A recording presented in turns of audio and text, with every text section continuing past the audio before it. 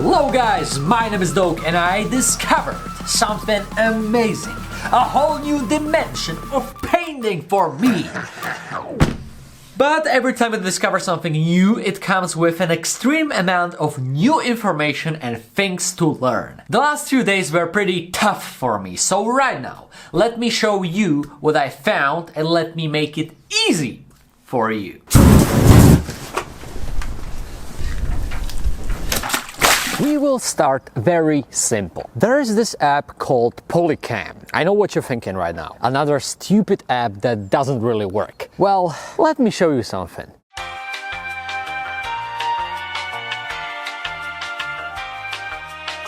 Check this out. This is a 3D scan of that wall behind me. A 3D scan with the environment around the wall as well. I would say that you already need to admit that this is kinda cool. So let's get a bit more material. I like these garages over there. When I was a kid, I always looked up to these pieces. All right, I open the app and I start with the scanning. Let's get behind the corner here. I also scan the surrounding environment. All right. This is the preview of my scan, where you can already see that I got it. And right now, I just need to process the scan. And meanwhile, I'm at another spot, but first of all, let's check out what we got at the last one. I mean, the garages are perfect, but there is this part missing and this part missing. I'm still getting used to this app. Let's try a bit more tricky environment.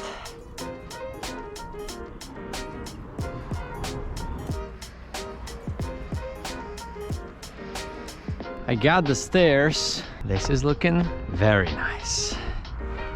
All right, let's also try to capture big environment. Okay, cool. But what if I tell you that you can also scan objects? For example, sneakers.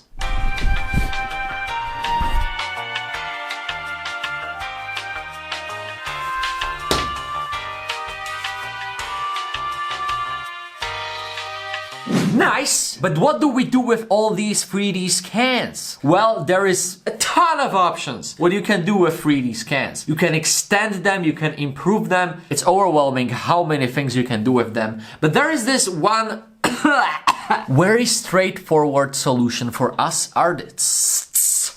I just open one of the scans in the app. I click share. I pick USDZ format. I send it to my iPad. I open it with Procreate and check this out. How realistic this is. I got rid of the missing parts in the app on my phone. Check that detail. I mean, it's not perfect when you look at the grass, for example. There is some blur. There are some flaws. For example, over here, this is my shadow. I made a mistake there while scanning, but can you see this? The process is super fast. Click, click, boom! Look at this. This is another scan. These are the garages and they look awesome. Look, here is the corner with all the textures, all the details. I mean, there are some flaws, like these bubbles here. I mean, this is amazing and frustrating at the very same time, because there are these flaws, such as just this thing. You know, this is not realistic at all. What happened here? What's this? But at the same time, look at this wall. It's absolutely perfect with all the details. Also, this space below the stairs looks so realistic. Isn't this so cool? When I tried this for the first time, I was so excited. Look at this. All the pieces are here. And right now, let me show you something very cool. We are in Procreate, right? So I can just create a new layer, pick a brush, zoom to the wall, and I can paint on it. I can just paint wherever I want. And when I go to the side, can you see it? As much as I love this, you can always do something even more simple. You can just take a picture, right?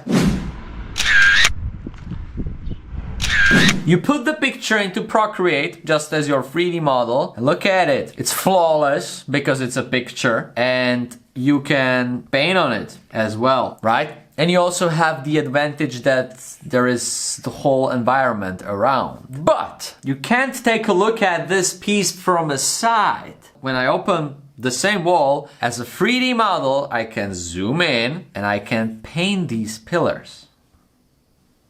Right? And I can do the same piece and I can look at it from different angles. I can even do this. I can edit the light. I can place it wherever I want. For example, right now. See how the light conditions changed? Well, that's not all. I can also click to the light, change the saturation, and boom! I have a red light on my wall. And I can still see it from all different angles. So, yes, you can just take a picture, but the 3D model, let's look at those objects to resolve this battle. Check this out. This is my sneaker, the scan of my sneaker. And to be honest, I'm blown away by the quality of it. Look at those details. Look at it. It's almost flawless. And once again, I can just create a new layer and I can paint on the sneaker. And you can see all the textures. This is a very big advantage because you can take a picture of a wall, but you can't really take a picture of a sneaker, of a 3D object. It's impossible. I mean, you can take 6 pictures, but also with the objects, there are some problems. For example, when we take a look at the can that I scanned, you can see that in comparison with the sneaker, it's okay, but it's not all that nice. I tried to scan my car, but the scan ended up like this. When you look at it from a bigger distance, nice, lovely. Okay, there are some problems with the windows, but it looks nice, right? Well, what the hell? There is a hole in my car. Yeah, like literally a hole in my door. So yeah, a dent in the hood. For sure, if you know how to handle 3D software such as Blender, you can adjust the models, you can extend them, you can do basically whatever you want. But I don't have a time for that. I need this. I need to do boom, boom, boom. Got it.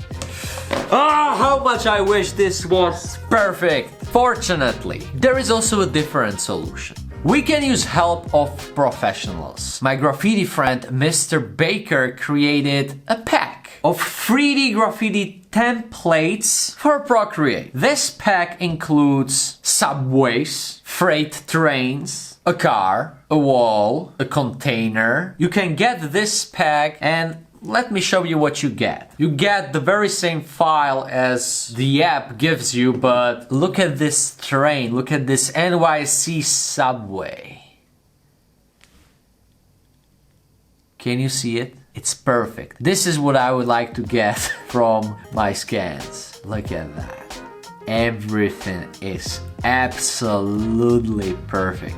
This is what happens when you know how to handle 3D software. Look at this. I'm heading to NYC, by the way, very soon, so I will see these in reality. This is so good. If you want to get these professional models or some cool brushes for Procreate, Mr. Baker gave me a special discount, which you will find in the description below. I use his brushes on daily basis, and you have seen the models. They are just wow. So if you want to get them, down there. But I still didn't show you the coolest thing, the presentation. How you can actually use these 3D models when you paint them. How you can present them to the world. Because, you know, yeah, having it like this, it's cool, but how do you upload it to Instagram? What do you do with it? I'm gonna show you right now.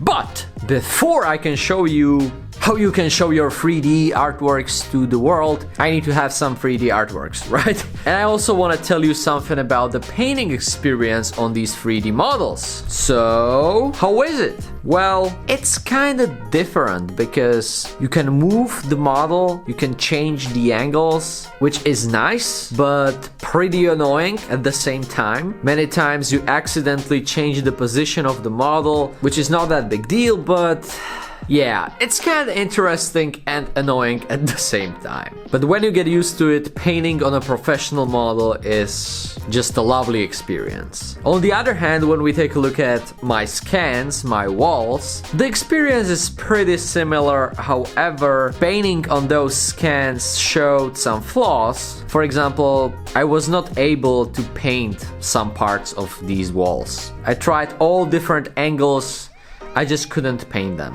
which was a bummer. Imagine that you scan something beautiful, then you come back home, you want to paint it, and you just can't. That sucks. But how you can share it? The first option that you have is to create an animated image or video, which looks like this. I mean, it's nice, but it's not really mind-blowing. It's kind of lame and nice at the same time. The second option is that you can place your 3D models into 2D pictures. The advantage is that you can rotate the 3D model in any way you want, so it will always fit into your 2D picture, which is nice. But then there is the third option, the best one, or at least the coolest one. Alright, look at this. I open my 3D model and I select AR. As you can see, I see the environment, boom. Look at this. I place my 3D model wherever I want, and look at this. I can walk around it, I can get close to it, and I can inspect everything. How cool this is. When I go further away, the model is still there. Well, for sure it has some limits, but this is mind-blowing. Just compare the reality, nothing. And then boom, train. I can go around it and it will stay at the same position. I can go through the train and see my piece. It's very realistic, very cool. And let's try to do the same with a wall. There you go, a random wall in the middle of a field. But again, I can get close.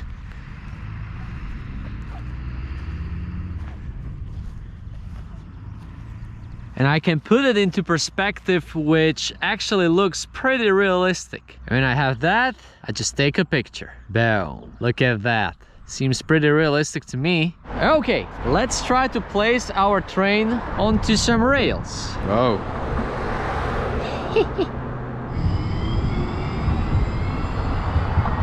Boom.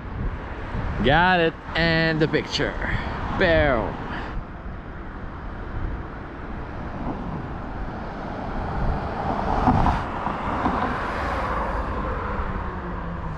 Boom. So, what do you say? Is this something you definitely want to try? When I discovered this, I was blown away. I got super excited about all these possibilities because they are truly endless. I can imagine that you scan whatever you want, then you put it into VR, into King Spray, and you paint it in VR, so you guys would be able to paint on my wall. Truly exciting. But it's not perfect. I would say that I would use this 100%, but it doesn't work perfectly and I don't really know. Maybe it would be worth it to get a professional 3D scanner, which might do a better job than I found, but yeah, maybe I was doing a mistake somewhere. This whole video, this whole week, I was afraid that I'm doing a mistake somewhere. So if you saw that, let me know in the comments below. Alrighty guys, I hope you enjoyed this video and I'll see you in the next one.